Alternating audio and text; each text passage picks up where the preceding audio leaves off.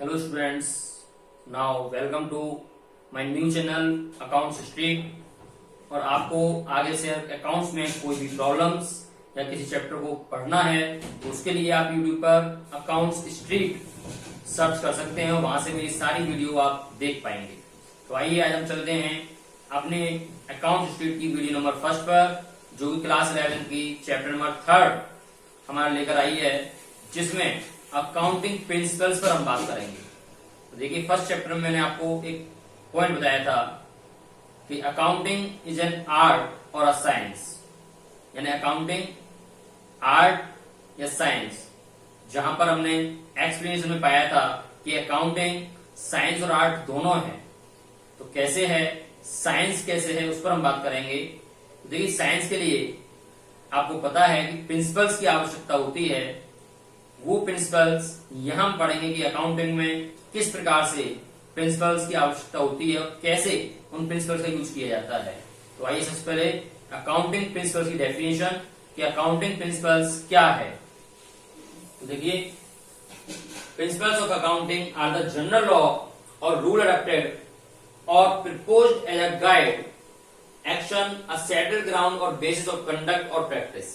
It means accounting principles सामान्य कानून या नियम या किसी कार्य को करने के लिए प्रस्तावित गाइडेंस देना या उसकी प्रैक्टिस, यही अकाउंटिंग प्रिंसिपल्स कहलाते हैं। अर्थात अकाउंटिंग प्रिंसिपल्स क्या है? सामान्य कानून या कोई नियम या किसी कार्य को करने के लिए जो गाइडेंस दी जाती है, जो प्रैक्टिस के आधार पर उसे समझाया जाता है, जो प्रस्तावित हैं पहले से ही, वही हमारे अकाउंटिंग प्रिंसिपल्स कहलाते हैं। अकाउंटिंग प्रिंसिपल्स में हम बात करते हैं, दो कैटेगरी होती हैं, जिसमें पहला अकाउंटिंग कंसेप्ट और दूसरा अकाउंटिंग आपके assumptions and conventions.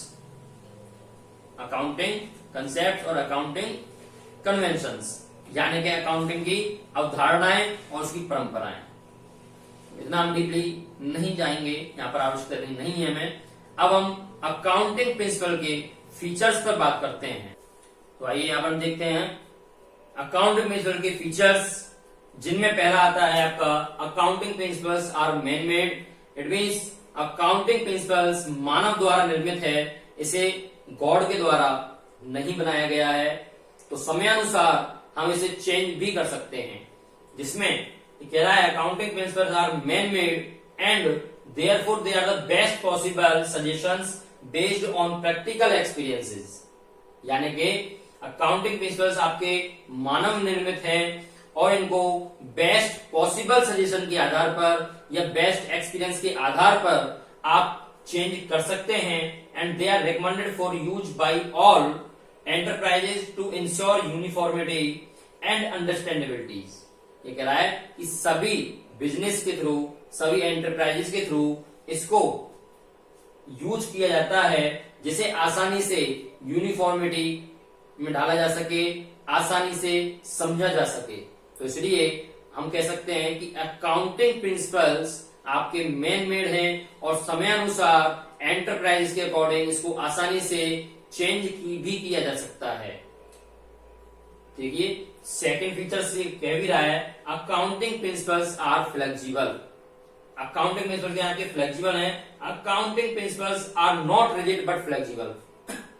It means accounting principles rigid नहीं है लेकिन फ्लेक्सिबल है, यानी कि कठिन नहीं है, स्ट्रॉन्ग नहीं है।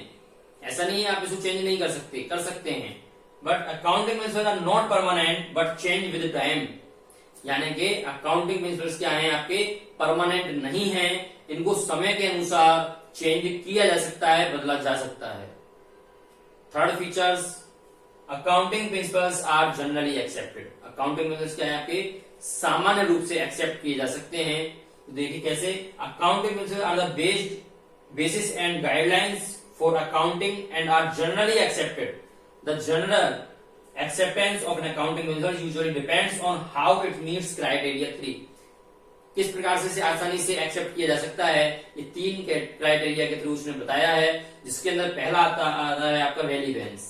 रेलिवेंस मीन्स चैप्टर फर्स्ट में अकाउंटिंग स्टैंडर्ड के अंतर्गत क्वालिटेटिव कैरेक्टरिस्टिक्स में मैं आपको पढ़ा चुका हूं रेलिवेंस को।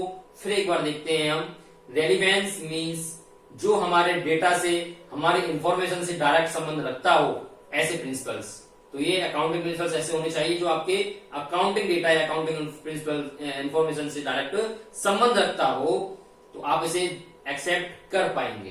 कह भी रहा है ये, principles are relevant if they result in information that is useful to the users of accounting information. Second point is objective, means उद्देश्य। Accounting principles are objective if they are not influenced by the personal views of the persons preparing the accounting information. Accounting information को तैयार करते समय हमें business point of view से उसको देखना है, ना कि व्यक्तिगत दृष्टिकोण से, व्यक्तिगत नजरिए से। उसी के आधार पर आप उसे उद्देश्य तक पहुंचा पाएंगे। तो अकाउंटिंग प्रिंसिपल का ये उद्देश्य होता है कि जो वास्तविक आपका इंफॉर्मेशन आपका पहुंचना चाहिए उस गोल तक, उसको पहुंचाने का मुख्य आपका साथ देता है अकाउंटिंग प्रिंसिपल्स, ना कि किसी व्यक्तिगत नजरिए के साथ, व्यक्तिगत दृष्टिकोण से देखता है। And third is feasible. Feasible means संभव, यानी कि संभव में क्या कहता है ये, accounting principles are feasible if they can be applied without undue complexity and cost. यानी कि बिना किसी कठिनाई, बिना अधिक कॉस्ट के आप आसानी से संभव हो सके तो अकाउंटिंग प्रिंसिपल्स को एक्सेप्ट कर सकते हैं। तो यहां पर ये फीचर्स आपके हो गए। अकाउंटिंग प्रिंसिपल्स 3 फीचर्स पे वर्क करता है। पहला मैन मेड है, दूसरा फ्लेक्सिबल है, तीसरा फेसिबल है। यानी आसानी से इन तीनों क्राइटेरिया के अंतर्गत आप अकाउंटिंग प्रिंसिपल को जनरली एक्सेप्टेड कर सकते हैं। तो आइए अब हम बात करते हैं अपने अकाउंटिंग कंसेप्ट्स की, कि अकाउंटिंग कंसेप्ट्स क्या होते हैं और कौन कौन से होते हैं। आइए अकाउंटिंग कंसेप्ट्स और अजम्पशंस देखते हैं। अकाउंटिंग कंसेप्ट्स क्या होते हैं, क्या कहते हैं ये, तो फुली डिस्क्लोजर यहां पर आपके सामने है अकाउंटिंग कंसेप्ट्स के।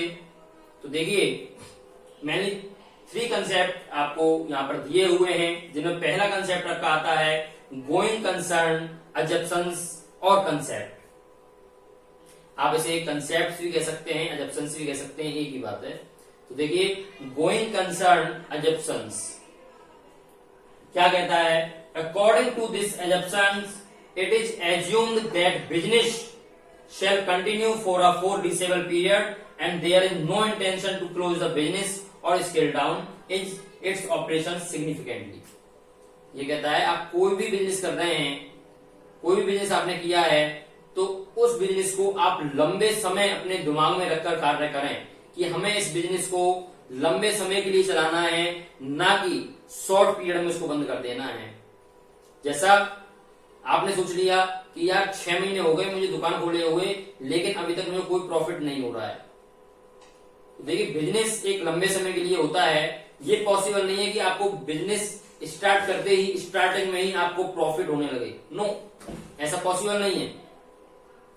इसलिए अकाउंटिंग कंसेप्ट के अंतर्गत हमारा गोइंग कंसर्न अजम्पशन ये कहता है कि आप बिजनेस को जो कर रहे हैं वो एक लंबे समय के लिए ध्यान में रखकर कार्य करें, ना कि शॉर्ट टर्म के लिए कार्य करें। आपके माइंड में कोई भी इंटेंशन उसको क्लोज करने के लिए या स्केल डाउन करने के लिए नहीं आना चाहिए। यही हमारा ये कहता है। It is because of this concept that a distinction is made between capital expenditure as a expenditure that will give benefit for a long period and revenue expenditure is a one whose benefit will be consumed or exhausted within the accounting period. It means ये कहता है क्योंकि ये जो concept हैं इनमें difference है। देखिए जिस कैपिटल एक्सपेंडिचर है, तो कैपिटल एक्सपेंडिचर क्या होता है, लंबे समय में आपको प्रॉफिट देता है। कैपिटल एक्सपेंडिचर लंबे समय में प्रॉफिट देता है। जैसे आपने कोई भी कैपिटल परचेज की, कोई भी कैपिटल परचेज की, तो ऐसी कंडीशन में क्या करता है, जो बेनिफिट होगा वो लंबे समय के लिए होगा। जैसे आपने जमीन लेकर के डाल दी, प्लॉट लेकर के डाल दिया, और उस प्लॉट को आप चाहें कि मैंने आज लेकर डाला है, मैं 6 महीने बाद उसको बेच दूं तो मुझे बेनिफिट हो जाए, तो ऐसा पॉसिबल नहीं है। लेकिन अगर आप लंबे समय के लिए उस पर वेट करेंगे तो पॉसिबल है कि आपको प्रॉफिट हो। तो यही चीज ये कह रहा है कि कैपिटल एक्सपेंडिचर लंबे समय के लिए देता है। जबकि रेवेन्यू एक्सपेंडिचर की हम बात करें तो रेवेन्यू एक्सपेंडिचर ऐसे एक्सपेंडिचर्स होते हैं जो हमारी सेल को बढ़ाने का कार्य करते हैं, और इस प्रकार के जो एक्सपेंडिचर होते हैं वो expenditure with in 1 accounting period अपना कार्य करते हैं, यानी कि 1 साल के अंदर अपना बेनिफिट आपको शो कराते हैं। ये पॉसिबल नहीं है ऐसा कि आप सोच रहे हैं कि मैंने आज ये एडवर्टाइजमेंट निकाला है और मेरा प्रोडक्ट आज ही या कल से सेल होना स्टार्ट हो जाए, तो ऐसा पॉसिबल नहीं है। इसका बेनिफिट भी आपको धीरे धीरे यानी कि 1 अकाउंटिंग पीरियड के अंतर्गत मिलता है।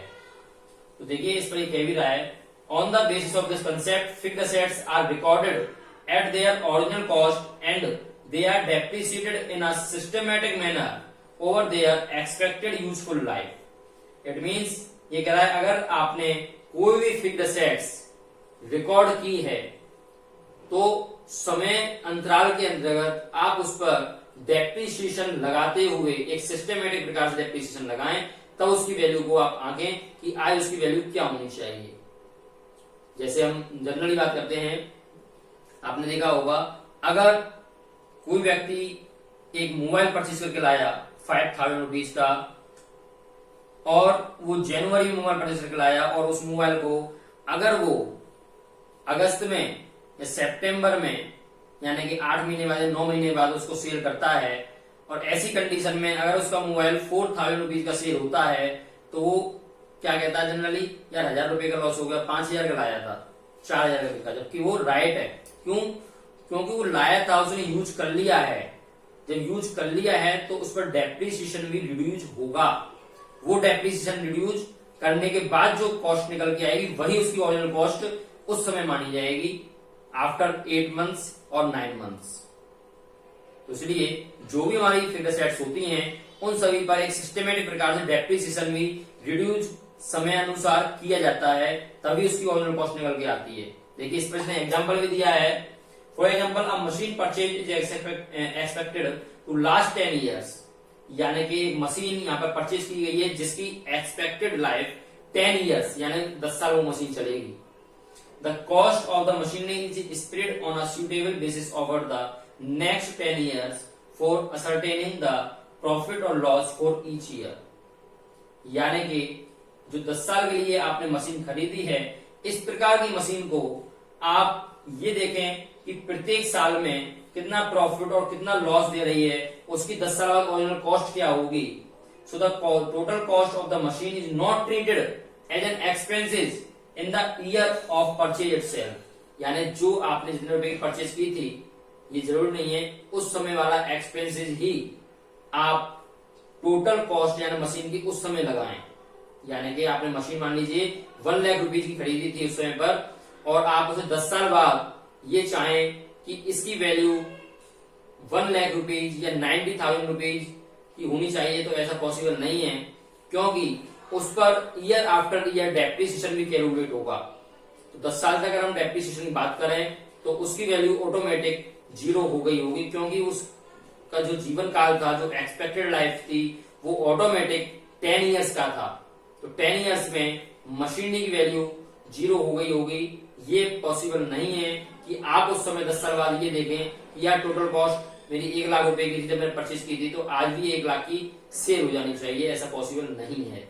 तो वही हमारा गोइंग कंसर्न एजप्शंस कहता है कि आप किसी भी बिजनेस को कर रहे हैं तो उसको एक लंबे समय के लिए लेकर चलें, माइंड में उसको लंबे समय के लिए रख करके चलें। अपनी पुस्तकों में आप जो भी असेट्स शो करा रहे हैं उसकी रियल कॉस्ट जो है वो उसको नोट करते हुए चलें, उस per year after year depreciation calculate करते हुए चलें, ताकि ईयर आफ्टर ईयर उसकी ओरिजिनल कॉस्ट आपकी पुस्तकों में नजर आए। यही हमारा गोइंग कंसर्न एजप्शंस कहता है कि आप किसी बिजनेस को लंबे समय के लिए लेकर चलें, शॉर्ट टाइम के लिए उसको लेकर ना चलें। अपने दिमाग में से इंटेंशन निकाल दें कि हमें प्रॉफिट नहीं हो रहा है इतने कम समय में, तो हम इसको बंद कर दें। तो इस प्रकार का इंटेंशन आपके माइंड में नहीं आना चाहिए। यही हमारा गोइंग कंसर्न एजप्शंस कहता है। तो आइए आगे देखते हैं। दूसरा एजप्शंस है हमारा कंसिस्टेंसी एजप्शंस, ये क्या कहता है, तो कंसिस्टेंसी एजम्पशंस आपको कहता है according to the consistency assumptions accounting practices one selected and adapted should be applied consistency year after year. यानी कि आप प्रति वर्ष किसी भी एक अकाउंटिंग प्रिंसिपल को चुन लीजिए, उसे एडेप्ट कर लीजिए और उसी को फॉलो करते हुए आप ईयर आफ्टर ईयर उसमें वर्क करें। The concept helps in better understanding of accounting information and makes it's comparable with that of previous years, और उसको फिर प्रीवियस ईयर से आप आसानी से कंपेयर भी कर पाएंगे। Consistency elements personal bias and helps in showing results that are comparable. The concept is particularly important when alternative accounting practices are equally acceptable. For example, two methods of charging depreciation, written down value method and straight line method, are equally acceptable. Under the assumptions method once chosen and applied should be applied consistently year after year to make the financial statements comparable. The accounting practice may be changed if the law or accounting standard requires it or the changes will result in more meaningful presentation. ये कहता है आप किसी भी एक accounting principles को choose कर लें और उसी को ईयर आफ्टर ईयर आप कंसिस्टेंटली यूज करते हुए चलें, क्योंकि ऐसी कंडीशन में अगर आप उसको ईयर आफ्टर ईयर एक ही अकाउंटिंग प्रिंसिपल वर्क नहीं कर रहे हैं तो आप प्रीवियस ईयर से कंपेयर नहीं कर सकते, प्रीवियस ईयर से कंपेयर नहीं कर सकते, क्योंकि प्रीवियस ईयर में आपने दूसरे प्रिंसिपल को चुना था, करंट ईयर में दूसरे प्रिंसिपल को चुना था, यहाँ पर दोनों में डिफरेंस हो गया है। इसलिए कहता है किसी भी एक अकाउंटिंग प्रिंसिपल को आप एडेप्ट करें और उसी पर आप ईयर आफ्टर ईयर कार्य करें, लेकिन समयानुसार अगर कह रहा है वो अगर समयानुसार चेंज करने की आवश्यकता हो रही है तो अकाउंटिंग स्टैंडर्ड अगर आपको रिक्वायर्ड कर रहा है तो ऐसी कंडीशन में आप अपने प्रिंसिपल को भी चेंज कर सकते हैं, लेकिन जब केवल हमें रिक्वायरमेंट हो केवल तभी। तो हमारा कंसिस्टेंसी एजम्पशंस क्या कहता है, आप किसी भी एक अकाउंटिंग प्रिंसिपल को चुन लीजिए, एडेप्ट कर लीजिए और उसी के आधार पर हमें ईयर आफ्टर ईयर वर्क करना चाहिए। आइए थर्ड पॉइंट देखते हैं अपना, एक्चुअल एजम्पशंस। इट मींस ऐसी अवधारणा जो कि हमारी क्या कहती है, according to the actual assumptions a transaction is recorded in the books of account at the time when it is entered into and not when the settlement takes place. यानी कि आपका सेटलमेंट हुआ है या नहीं हुआ है, लेकिन अगर आप उस ट्रांजैक्शन के अंतर्गत चले गए हैं तो आपको रिकॉर्ड करना होगा। Thus, revenue is recognized when it is realized, when sale is complete or service are rendered. It is immediate whether cash is received or not.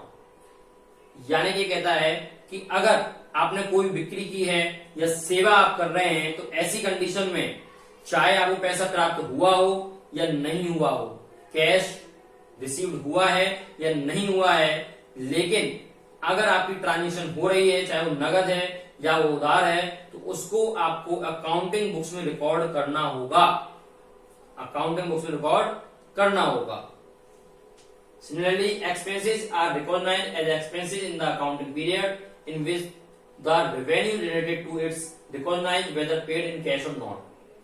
कोई भी एक्सपेंसेस आपने किया है तो वो एक्सपेंसेस रिकॉर्ड होंगे, कोई भी रेवेन्यू जो आपके हुए हैं तो वो भी आपके रिकॉर्ड होंगे, चाहे वो दोनों प्रकार के आपके कैश हों या क्रेडिट हों, यानी कि उधार हो चाहे नगद हो, दोनों ही प्रकार के लेन देन इसके अकॉर्डिंग अकाउंटिंग बुक्स में रिकॉर्ड किए जाएंगे, ताकि आसानी से वहां से आप अपना प्रॉफिट या लॉस, सरप्लस और डेफिसिट आसानी से निकाल सकें। तो इसलिए कहता है कि चाहे नगद हो रहा है या उधार हो रहा है या सेटलमेंट नहीं हुआ है, लेकिन ऐसी कंडीशन से हमारा कोई लेना देना नहीं है।